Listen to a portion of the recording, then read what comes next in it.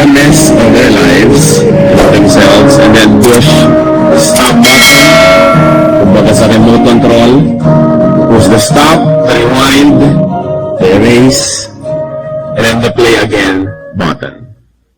In Jesus, people who need help, who need a chance, who need another opportunity, have a great hope. Ang ating pong pag-aaral sa sandali ito, pinamagatang Becoming Brand New Again. Heavenly Father, we pray for a simple message that will minister to us. Minalapit namin sa iyo ang aming mga kalooban, ang aming puso, ang aming mga sarili.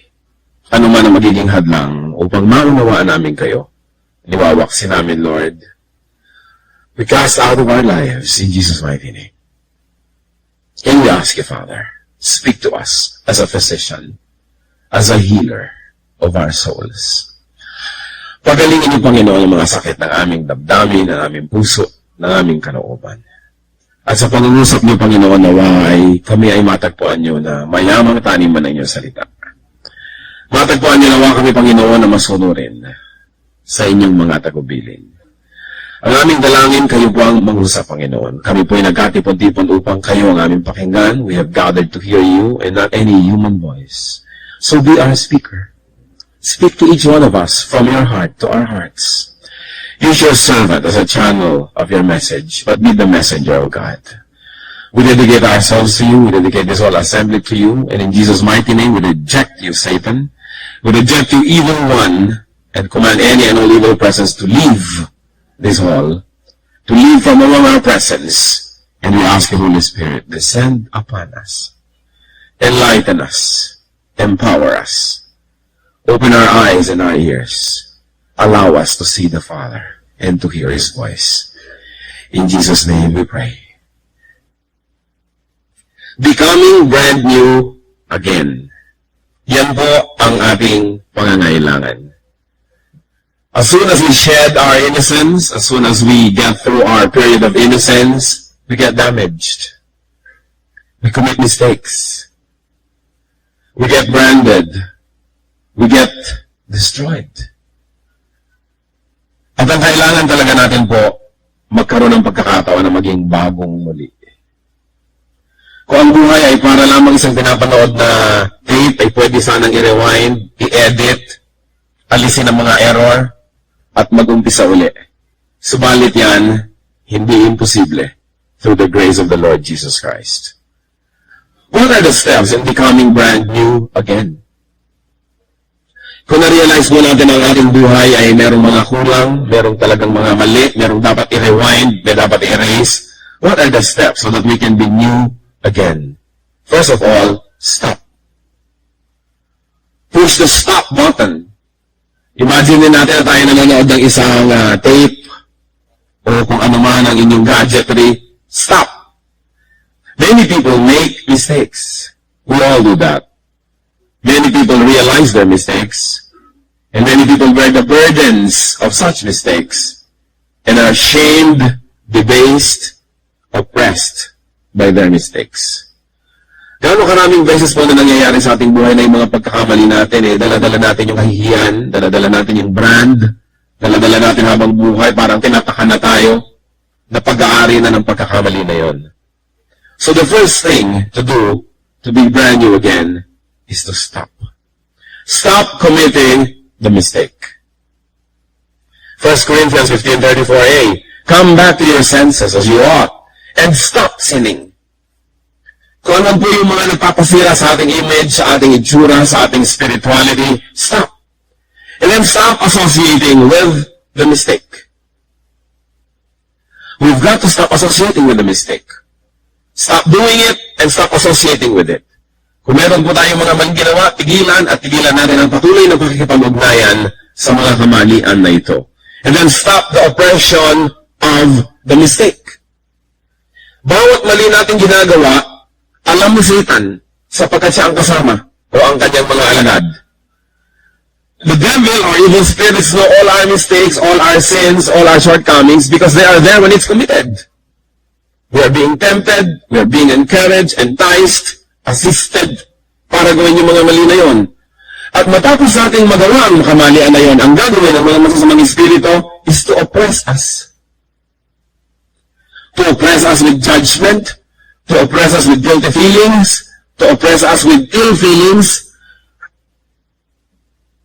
na lagi na lang na tayo ay inuusig-usig, sinusumbat-sumbatan. So, we get oppressed. Sabi ni David, I always see my sin before me. Nakikita niya yung mga bunga ng kanyang kasalanan at pinanghirapan ang kanyang loob. Subalit sabi sa 1 Peter 2:16, live as free men, but do not use your freedom as a cover-up for evil. Live as servants of God.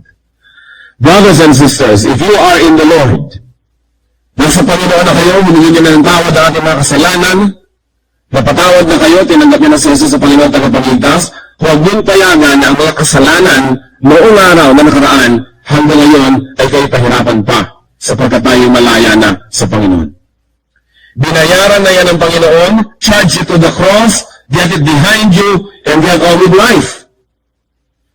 Subalit ang ginagawa ng deceiver, ng mandaraya, na si Satanas, ipinapako, ikinakadena, itinatali tayo sa ating mga kamalian, at nang sa ngayon hindi tayo makaangat at hindi natin maayos ang ating buhay at patuloy na lang tayo manghinayang, malungkot at pagkatapos sirain ang ating sarili. Do not let yourself be needlessly disturbed, harassed, and bothered by the shadow of the past, because the past is charged to the cross.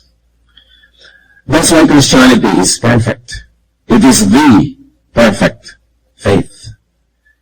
Sapagkat alam ng Panginoong Diyos na lahat tayo may pagkukulang, lahat tayo may pagkakamali, kumbaga nasubakan na tayo, napeklatan niya, marka na eh.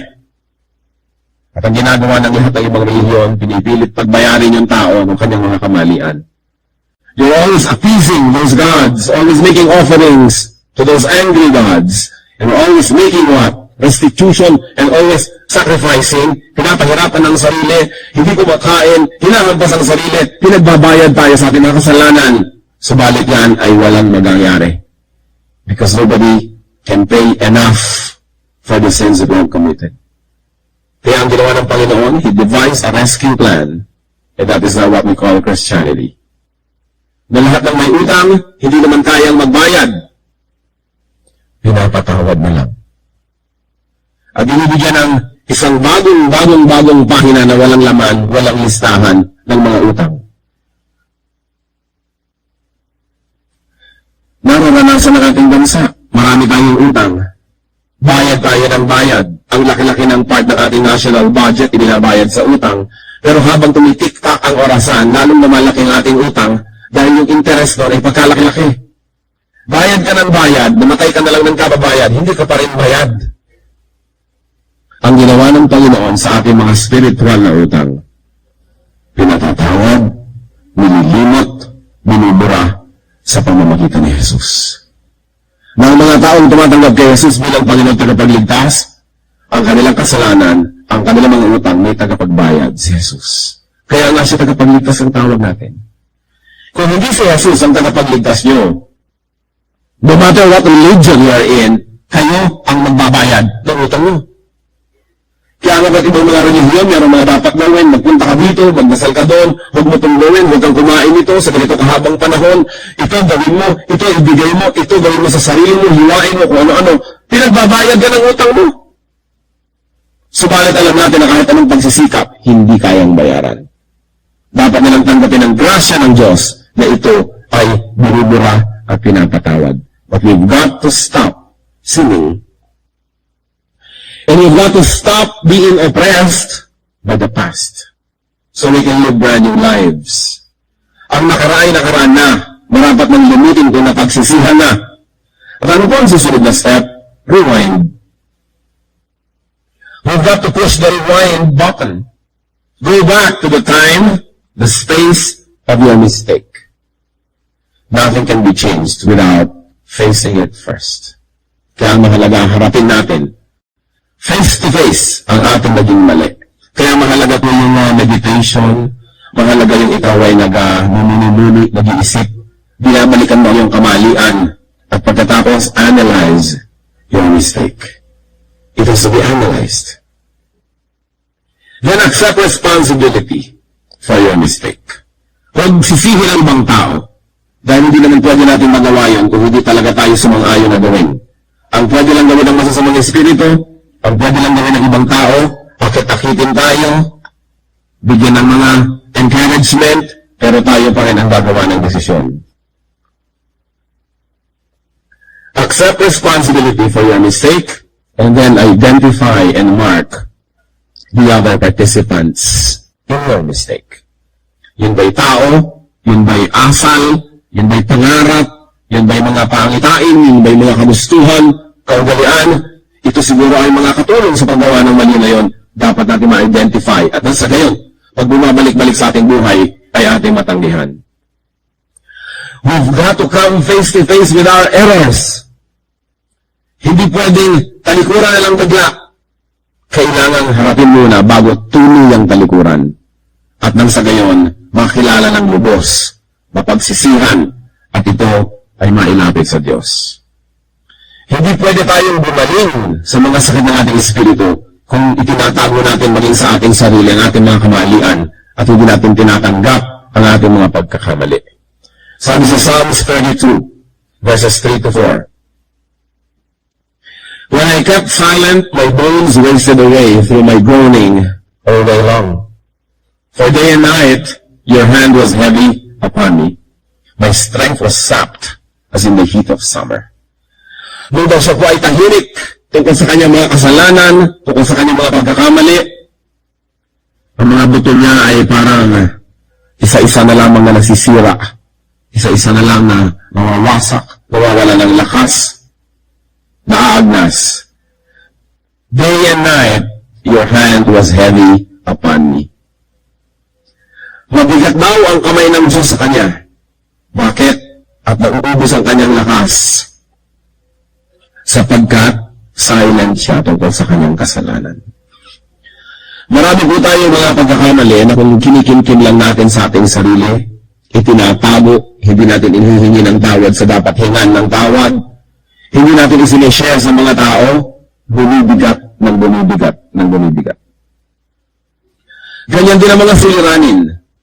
Pag wala tayong karamay, wala tayong napagsasabihan, napakabigat. Pero bakit pag may napagsabihan ka, kahit walang ipinayo, kahit walang ginawa, nakinig lang, nakagagaan. Lalong-lalo mga kapatid ko, ang pagsasabihan natin ay ang ating Ama sa langit. Subalit dapat aminin natin ang ating mga kamalian. Walang gagaling nang hindi mo na umaamin at hindi humihingi ng tawad. Kung ibaga sa pagpapaandar ng ating mga remote control sa ating mga TV o mga video players or whatever, ano pong dapat gawin para magka-brand new life? Stop, rewind, and then erase. Burahin. Kung meron tayong nakita hindi maganda, burahin. In other words, spiritually, it means to repent. We've got to repent. Psalm 32:5, Then I acknowledged my sin to you, and did not cover up my iniquity. I said, I will confess my transgressions to the Lord, and you forgave the guilt of my sin. Karugtong yan yung sinasabi natin kanina, nung tahimik ako, sinasarili ko lang, itinatago kong kasalanan ko, napakabigat ng kamay niyo sa akin, at nauubos ang aking lakas. Pero, nung tinanggap ko ang aking mga pagkakamali at hindi ko pinagtakpan ang aking sarili at inihingi ko ng tawad, pinatawad niyo ako. Pinatawad. Napakahalaga mga kapatid. In erasing whatever is not good about our past, to repent. And then, forgive. Forgive other participants in your mistake. Lagi naman tayo kung isang may partner in crime. Kadalasan sa kanya nabubuntong lahat ang sisi, nagiging sagabal para tayo mapatawad ng Diyos. Sabi sa Matthew 6:14, For if you forgive men when they sin against you, your heavenly Father will also forgive you. It is important and part of our healing that we forgive others. Marami mga tao hindi gumagaling ang espiritu at ang mga sakit ng kanilang kaluluwa dahil meron silang mga hindi pinapatawad na kapwa. It is important to forgive others. It is crucial because when you do not forgive men their sins against you, neither will your heavenly Father forgive you your sins. And once we have forgiven people, whatever we do, we reset. We reset our counters or our meters to zero. Iba kung saan yung mga counter, yung mga tape, yung mga metro, i-reset to zero reading. Sabi kasi sa 2 Corinthians 5:17, therefore, if anyone is in Christ, he is a new creation. The old is gone, the new has come. In other words, kung marami na yung umiikot yung metro, ang dami na natin nabilang, reset agad, balik ang lahat sa zero. Zero reading. God gives you a brand new page, a blank page to write on, bagong buhay. Kaya napakaganda ng Christianity, mga kapatid. Kasi biruin niya nagkakaroon tayo ng isang bagong buhay, walang pag-asa ang iba na magkaroon ng bagong buhay, liban may magbayad ng kanilang mga kasalanan at may maghugas ng kanilang nakaraan. That's why, sabi ng Panginoon, I am the way. No one comes to the Father except through me. No one can be perfectly clean again. No one can be holy again as to deserve going to God except through me. There are only two religions on earth. Kahit iba-iba yung brand, iba-ibang denomination, there are only two. Religion number one, you save yourself. Ang lahat ng katuroan doon, magsakripisyo ka, maghirap ka, gawin mo itong ABC, sundin mo itong mga hakbang na ito, sundin mo itong mga pamamaraan na ito, para ka maligtas, ikaw ang magliligtas sa sarili mo, pagsikapan mo, paghirapan mo, magdusa ka. Yan ang religion number one, at 99.99 religions on earth belong to that group. And then there's another religion, Christianity. Yung religion number one, bayaran mong kasalanan mo. Christianity, si Kristo binayaran ng kasalanan mo. Kaya wala ka ng kasalanan kung tinanggap mo si Kristo bilang Panginoon at tagapagligtas. Napakalalim. Napakalalim. Huwag kayong malilibang at malilito sa pinagkaiba-iba ng mga relihiyon. Na kumisan ang ating nagmamantayan, ay mas maganda yung music kesa doon. Ay, mas tama ito kasi masigla, sa kabila kasi parang ponebre. Sabi na ba, mas tama kasi mas sacred, kayong gulo-gulo nyo, wala kayong organization. Hindi yun. Hindi natin mag-judge yung mga religion sa kanilang governance. Sabi natin, ay, mas maganda yung gobyerno ng relihiyon na ito kasi ganito, ganito. Ay, mas mabuti kami. Hindi yun. Ang tanong lang ito, may kasalanan ka. Sino magbabayad? Ikaw o may tagapagbayad ka ba? Yun lamang po ang pinagkaiba ng lahat ng religions. Kaya naman, dapat purihin ang Panginoong Yesus. Sa kanyang hirap na tinamasa, sa kanyang pagtitiis, para tayo iligtas. So we can be reset. Isipin yung napakalaking pagpapala na pwede kang maging brand new. Kasi kung hindi, we all have to live with the past. We all have to carry the burdens of the past. We all have to live in the shadow of the past. Ang hirap dalinin. Kung isang 14 anyos pa lang yung tao nakapag-abort na. Kung isang 17 anyos pa lang, may 5 nang napatay. Kung minsan, 11 years old pa lang, nasunod na niya yung bahay nila. Kung minsan, 33 years old pa lang, nakakalima na ng asawa. Nagpalit-palit. Paano natin dadalhin ang lahat ng sugat ng ating mga pagkakamali? Kung solo tayo, kung wala tayong tagapagligtas, kung walang dugo ni Kristo, nabubura nun at magpapatawad. Paano kayo magkakaroon ng saya kung kayo 45 na, o 50, o 60, o 70, kung wala kayong tagapagligtas, dahil araw-araw na dumadaan, bumubugat ang ating mga pasanin, dahil dumadami lalo ang ating mga pagkakamali. That's why Jesus is truth. At sabi sa Bible, the truth will set you free. The only freedom that we can enjoy is a freedom that is given us because we can never earn it. Kakalagkarin natin buong buhay ang lahat ng kahihiyan, ang lahat ng kamalian, ang lahat ng guilt, ang lahat ng sumbat, ang lahat ng pahirap ng loob. Kung wala tayong mapaglalagakan, mapagbibigyan, at sasabihin natin, Lord, sa inyo na. Kaya dapat natin na-appreciate lagi ang paghihirap ni Kristo para bayaran ang ating mga kasalanan. Ganun na lang ang love ni Lord sa atin na alam niya kung tayo lang hindi natin kaya. Kaya ang ginawa niya, siya ang nagbayad sa ating mga kasalanan. And then what else we do to be brand new? Erase the marks of your error. Kung pwedeng erase yan, physically, burahin. Mementos, souvenirs, mga memorials. Itapon nyo na yung mga ibinigay-bigay sa inyo, mga hikaw, mga kwentasan, mga kung sino-sino hindi dapat nagbibigay sa inyo. Mga litrato, mga kung ano-anong mga dahon na may mga nakasulat pang date. Kung yan ay alaala ng isang pagkakamali. Kung yan ay alaala ng isang malaking kamalian.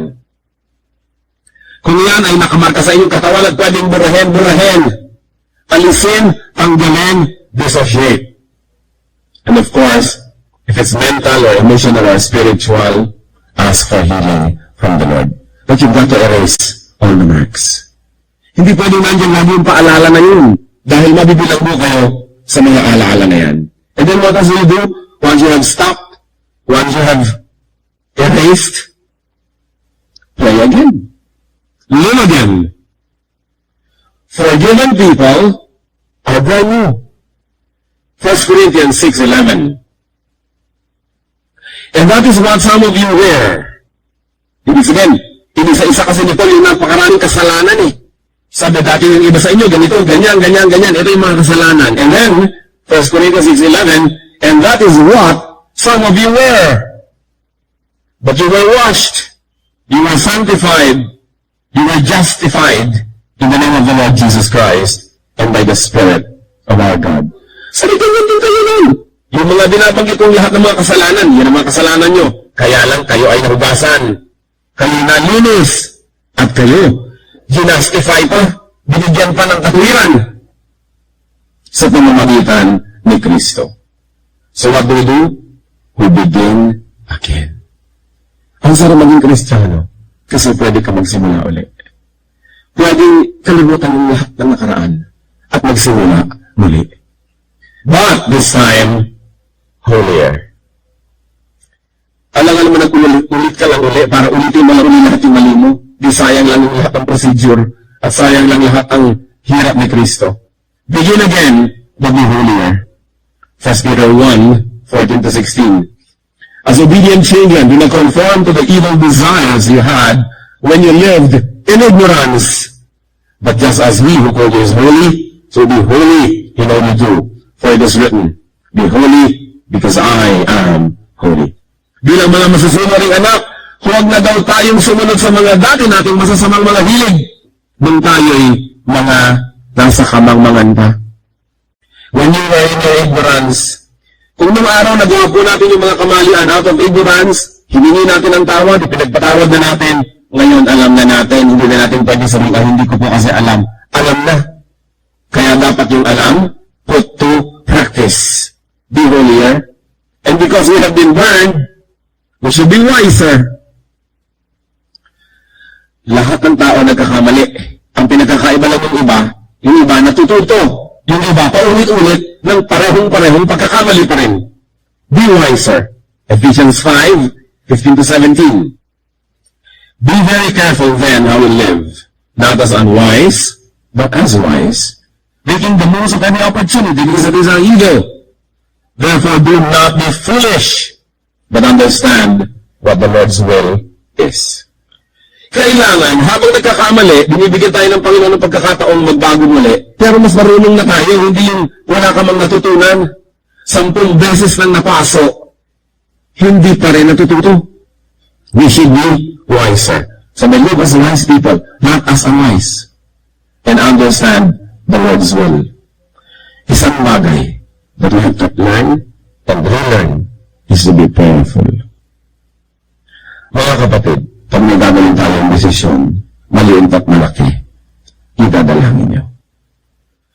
Make sure that you pray, and you pray, and you pray. And you also ask people to pray for you. Pag nagpipray tayo, nire-reveal ni Lord yung sagot. Ipinakikita niya yung tama. Kuminsan biglaan niya ipinakikita, kuminsan dahan-dahan, kada hakbang, step by step, day by day, nakikita natin yung guidance. But don't go without God. Don't decide without God's participation. Kasi sabi, know what God's will is. Make sure that what's happening in your life is not only what God allows, but what God really desires. May nangyayari lang sa buhay natin, pinapayagan lang ng Diyos, pero iba naman yung pinapayagan lang, at iba naman yung talagang kagustuhan niya. To live in the center of God's will. So when we play again, we are holier, we should be wiser, and brothers and sisters, we should be kinder. Dapat tayo mas mabait at mas mabuti. 1 Thessalonians 5:15, make sure that nobody pays back wrong for wrong, but always try to be kind to each other and to everyone else. Kanino tayo magiging mabait? Kanino tayo magiging mabuti? Doon sa mga taong new pa lang. Kasi kung tayo na-renew na, yung mga tao talagang new pa. Marami pa silang hindi alam. Bata pa sila sa pananampalataya o sa edad. Tayo nakaikot na ng isa, sila hindi pa. Kaya tayo dapat mas mabuti sa kanila. That we are more tolerant, more forgiving, kinder and nicer to those who have not yet learned the truths of life. At ano pa? We are kind to those who need renewal. Dumaan na tayo doon. Nagtataka ko. Maraming tao dumaan sa hirap. Tumaas ang buhay nung naging mayaman at makapangyarihan. Kasama na siya ngayon sa nag-aatil sa mahirap. Samantalang dumaan siya doon. Alam niya ang hirap nun. Bakit hindi siya magkaroon ng kabutihan? Ito yung mga tao na sasayang ang mga blessing na dumarating sa kanilang buhay sapagkat hindi nila nagagamit to be kinder and nicer and gentler. Na binibigyan ka ng kapangyarihan na pwedeng sumira at bumuo. Bakit yung iba ginagamit ang kapangyarihan sa pagsira?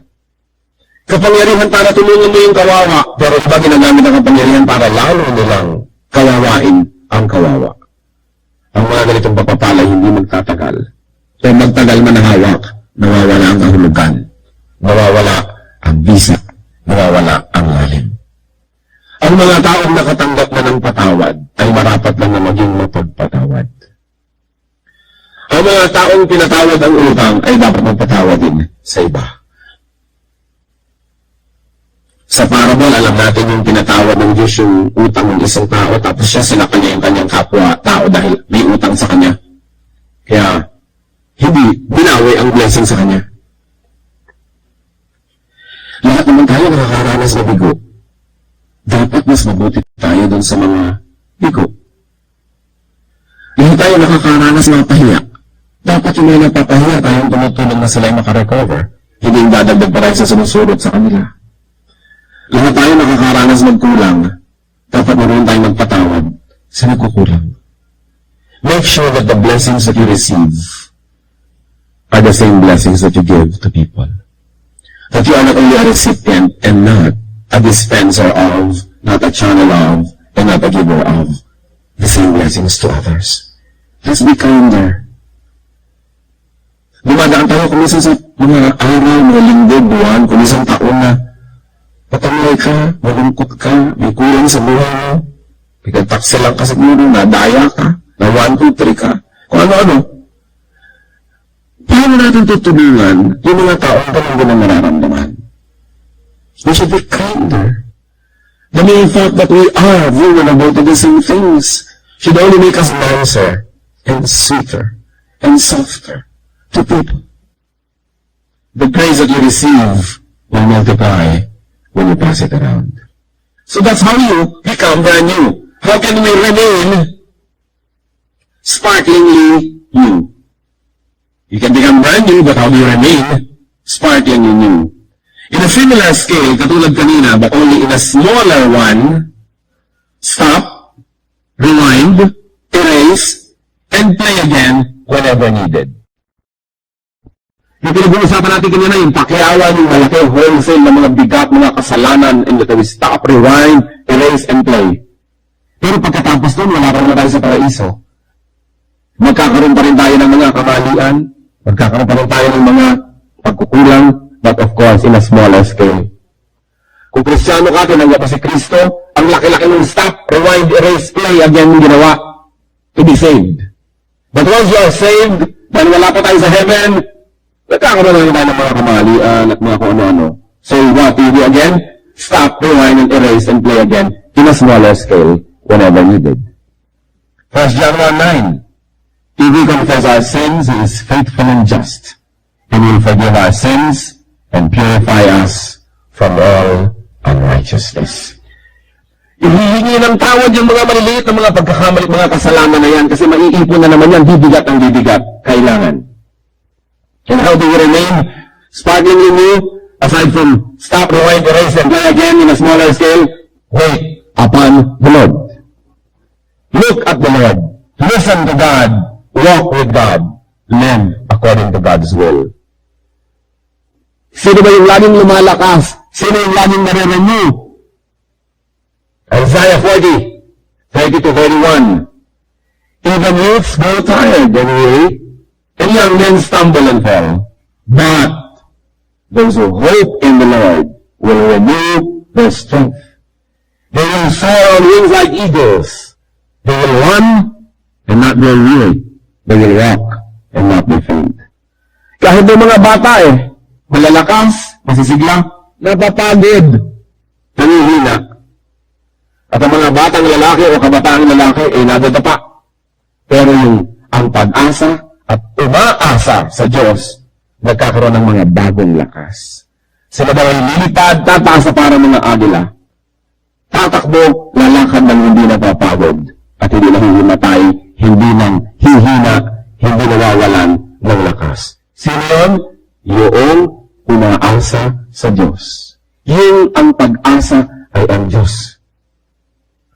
Kung umaasa lang tayo sa ating lakas, nakakatakot yun dahil any moment pwede ka ma-stroke, bukas hindi ka na malakas. Kung umaasa ka lang sa kayamanan, baka nasilib na yun, binagsak ang iyong negosyo, mawala. Kung umaasa ka lang sa iyong asawa o anak, pwede silang mawala o pwede kang iwan. Kung umaasa tayo sa ating talino, pwede kang magkaroon ng kung ano-anong sakit at magkaroon ka ng amnesia. Hindi mo maalala. Kung umaasa lang tayo sa ibang tao, masyado tayo insecure. So, sino ba yung nagkakaroon ng bagong lakas ng loob? Sino yung sumisigla? Sino yun? Yung taong umaasa sa Diyos. Diyos ang kanyang pag-asa at Diyos ang kanyang inaasahan. So you wait upon the Lord and your strength will be renewed all the time. Ano ba? Continue to reinvent yourself. Continue to reinvent your work, your ministry. At sa ganun, hindi nagiging boring ang buhay. Pati sa bahay, iba-ibahin mo ang ayos sa iyong furniture. Pati sa mga kinakain, huwag namang yun ang yun. Iba-ibahin naman. Sa ministry, iba-ibahin ang mga program. At nang sa ganun, laging may renewal, hindi boring. Kasi ang Diyos hindi boring. His blessing is due every morning, and variety makes life beautiful. So continue to reinvent yourself. Hindi pwede hindi nyo alam 20 years ago, hindi nyo pa rin alam ngayon, kamamatayan niya, hindi nyo alam. Meron mga tao, hindi ko alam yan matanda na ako pero buhay ba kayo? So pwede nyo pang alamin. Kailangan inaalam. Yung iba laging excuse. Hindi marunong magbukas ng video player, lagi na lang iba ang taga-bukas. Pag-aralan nyo naman. Hindi alam magsaing, kamandana, hindi pa marunong magsaing, kakamatayan na, hindi pa marunong magsaing. Mag-aral ka, renew yourself, reinvent yourself, so you don't get bored with yourself, people don't get bored with you don't get bored with life.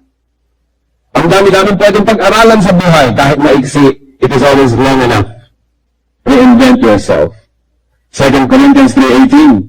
And we, who with unveiled faces, all reflect the Lord's glory, are being transformed into His likeness with ever-increasing glory, which comes from the Lord, who is the Spirit. So, pati yung ating spiritual transformation, increase, every day, you become more and more like Christ. Papalapit ang papalapit sa perfection. Paganda ng paganda lalo, pahusay ng pahusay. Hindi dapat stagnant. tubig mo na stagnant, hindi gumagalaw, tinitirahan ng lamok. Nakita nyo, magagandang ilog yung dumadaloy, pagka hindi siya lumalakad, baka estero. And many people have made esteros in their lives. Stagnant. Hindi nababago. Walang bagong dumadating, walang umaalis, yun na lang ng yun. Therefore, nawawala yung life. How else can we remain sparkling new? Love. Love more. Love gives color to life. Love gives money. Give more. And receive more. Marunong tayo dapat magbigay, at marunong din tayong tumanggap. Many people give and forgive. And there are those who only get and forget. But it is important to give and to receive. Yung mga tao, ang hirap na hirap sila magbigay. May mga tao naman, hirap tumanggap, okay lang magbigay, ayaw tumanggap dahil sa pride. Kailangan nagbibigay, tumatanggap, you join the cycle of life. And then, how can you remain sparkling new? Alam nyo, recently, we went to Australia to teach in a conference. Meron ako na-meet a very, very exciting lady. She is 67. 67. Pero lahat ng mga conference sa buong mundo, sinisipot. Ang sigla-sigla, masigla pa nga sa akin. Very energetic. Makikita mo sa kanya, kung magplano, akala mo mga 50 years pa siya mabubuhay. Yung, ang sigla niya. Hindi naman yung kung ikaw ay medyo matanda na, wala ka nang inaantay, di karet na kamatayan. Laki ka lang nakapambiril para pag natumba ka, tuloy-tuloy na. Diba? Mabuhay, get life. Dapat meron tayong life. And how can you have life, brothers and sisters? Focus on great causes. You got to focus yourself on great causes. Dapat nakatuon ka, nakatalaga sa mga adhikain na mas malaki kaysa sa iyo.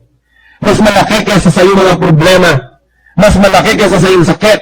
Mas malaki kaysa mga dramang bukid mo. Mas malaki kaysa sa iyong mga kahinaan. Kasi pag nakafocus ka sa malalaking causes, masigla ka. Ano yun? Love of God, love of country, love of humanity, great works, for science, for the arts, for well-being of other people. You've got to have a cause. Ang mga taong nagadaling mamatay, kung buhay man, ay actually medyo kalahati na ang patay sa kanilang pagkatao. Yung mga tao na hindi sila nakatalaga sa paglilingkod sa iba, sa paglilingkod sa Diyos, sa paggawa ng mga bagay na mahalaga sa iba at nakakatulong sa pangangailangan ng iba. The moment you dedicate yourself to causes greater than your mundane daily existence, you will always renew your strength. But if you are not focused on big things, small things become very big to you. Because in the absence of great things, small things become big to small minds. Kaya ako talagang sinasabi ko sa inyo na yun, a South African lady, she's called Georgina, and I'm inviting her to come here para maging blessing sa atin. She teaches dance, she teaches banners, she teaches spiritual warfare. Pagka hindi tayo nakafocus sa bagay na malaki, lalo sa Diyos, yung maliliit nating problema, lumalaki. Kaya kailangan merong cause. Tingnan niyo ang cause ni Paul, Acts 20 verse 4. However, I consider my life na to, buhay. I consider my life worth nothing to me. If only I may finish the race and complete the task the Lord Jesus has given me, the task of testifying to the gospel of God's grace. Buhay ang pinakamahalaga sa atin, pero sabi niya, hindi ko, pinabaliwala ko. Kasi nakafocus ako sa mas malaking bagay. Yun ay magpatotoo tungkol kay Kristo. Acts 1:8. Anong malaking ibibigay sa atin dito? But you will receive power when the Holy Spirit comes on you. And you will be my witnesses in Jerusalem, and in all Judea, and Samaria, and to the ends of the earth. Yan ang tawag sa atin. Maging witness, patotoo kay Kristo, sa kasulok-sulukan ng daigdig. Malayo man lumalapit, pag sinabi ng utos siya ng Diyos hanggang ends of the earth. Walang malayo-malayo. Matthew 28, 18 to 19. All authority in heaven and on earth has been given to me. Therefore go and make disciples of all nations. Ang ganda ng utos ni Lord. Pag sinabi niya, go and make disciples of all nations, then we go. You don't say, paano yan? Baka ako ma-homesick. Paano yan? Baka ako malungkot. Paano yan? Wala ako masyadong baon. Iiwan ko yung nobyo ko, iiwan ko yung asawa ko, iiwan ko yung anak ko na 1 linggo, 2 linggo. Sinabi, go and make disciples of all nations. Pero pag lumiliit ang ating pananaw, ang maliliit na problema lumalaki. At yung malalaking bagay, minamaliit. God knows the burden of being broken. God knows the burden of being wounded, of being scared and scarred, of being mutilated and dismembered. Wala tayong pait, walang hapdik na hindi alam ni Jesus. Isaiah 53, 3-6, tungkol sa Panginoon Jesus. He was despised and rejected by men, a man of sorrows, and familiar with suffering. Like one from whom men hide their faces, he was despised, and we esteemed him not. Surely, he took up our infirmities, and carried our sorrows. Yet we considered him stricken by God, smitten by him, and afflicted. But he was pierced for our transgressions. He was crushed for our iniquities. The punishment that brought us peace was upon him, and by his wounds we are healed. We all like sheep have gone astray. Each of us has turned to his own way, and the Lord has laid on him the iniquity of us all. Ito po yung prophecy ng Isaiah tungkol sa need. Wala siyang hindi dinanas para sa atin. Alam niya. Kaya kung may dinadanas man tayo mga hapdi, mga sakit, mga pait, mga takot, alam niya yun. At dahil alam niya, nauunawaan niya. At dahil nauunawaan niya, dinadamayan tayo. Iniligtas tayo. Don't you ever feel alone in your sorrow. Si Lord tinawag ni Isaiah a man of sorrows. Alam niya yun.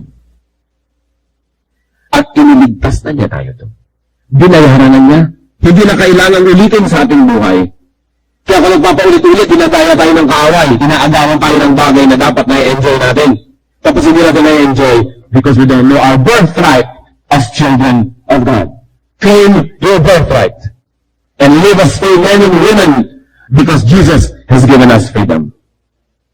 God loves us and has made renewal possible, available, and accessible to those who have fallen short of God's glory, to those who have become unwilling victims of others, to those who have self-destructed, and to those who have drifted into the borders of life and death. Romans 6:4, we are therefore buried with him through the baptism into death, in order that, just as Christ was raised from the dead through the glory of the Father, we too may have a new life. New life is available. It must be there. And it is there to be enjoyed. God tenderly offers rest and renewal. Napakabuti niya. He offers rest and renewal. Pahinga. Matthew 11:28 and 29. Come to me, all you who are weary and burdened, and I will give you rest. Take my yoke upon you, and learn from me, for I am gentle and humble in heart, and you will find rest for your souls. Matatagpuan niyo ang kapahingahan ng inyong kaluluwa, ng inyong espiritu, ng inyong kalooban. Mga kapatid, walang ibang mabigat na dalhin, kundi yung bigat ng loob. Walang hirap na mas mahirap kaysa sa hirap ng loob. Walang kwenta ang hirap ng katawan. Magpapagod ka na itutulog. Subalit yung hirap ng loob, dala-dala mo. Ang sabi niya, you will find rest for your souls. Mapapanatag ang iyong kalooban. Pero ang sabi niya, come to me. You should go to Jesus.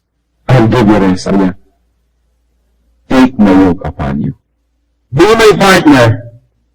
Give to me your sorrows. So brothers and sisters, Stop. Rewind. erase, and play again. Enjoy life. What else remains of life is meant to be enjoyed in the Lord. Not to be lived in sorrow, not in regret, not in guilt, but in joy. In closing, join me and let's all read this aloud with your voice, not only with your eyes, but let your ears hear a very beautiful psalm, Psalm 23. I will be reading from the NIV. Join me, church, read aloud, and let this be the profession of your faith. The Lord is my shepherd. I shall not be in want. He makes me lie down in green pastures. He leads me beside quiet waters. He restores my soul. He guides me in paths of righteousness for his name's sake. Even though I walk through the valley of the shadow of death, I will feel no evil, for you are with me. Your rod and your staff, they comfort me. You prepare a table before me in the presence of my enemies. You anoint my head with oil. My cup overflows. Surely goodness and love will follow me all the days of my life, and I will dwell in the house of the Lord forever. Purihin natin ang Panginoon.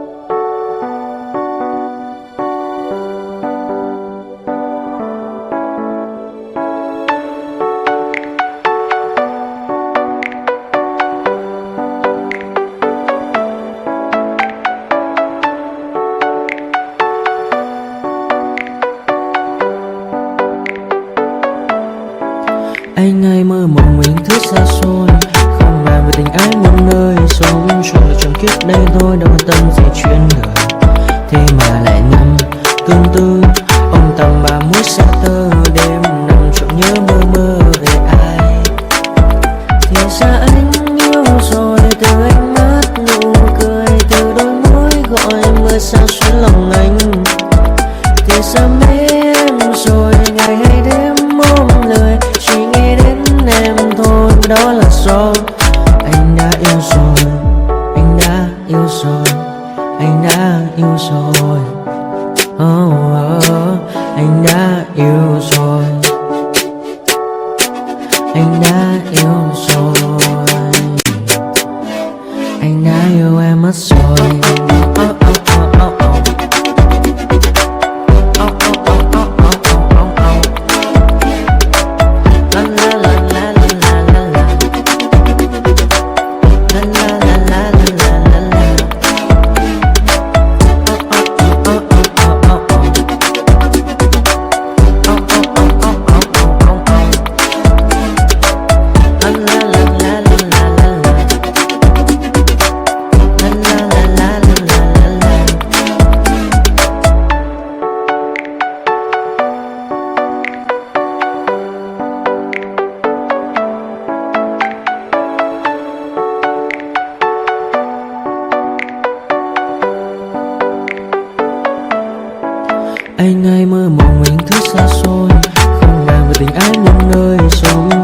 kiếp đây thôi, đâu quan tâm gì chuyện đời.